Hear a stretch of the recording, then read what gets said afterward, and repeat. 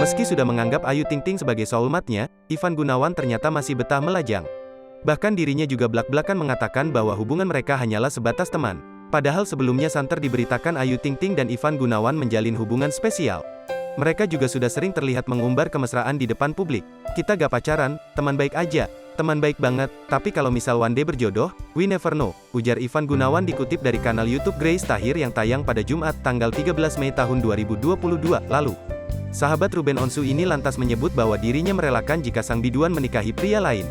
"Oke, misalnya suatu hari Ayu bilang ke kamu, 'Oke, saya nggak mau nunggu kamu Gun, saya mau kawin dengan laki-laki lain, gimana?' tanya Grace Tahir. "Oh itu sudah sering disebutin, belum lama dia juga tanya lagi, 'Gue kayaknya udah harus marit nih, ya lo marit aja, lo cari gua oke?' jawab Igun."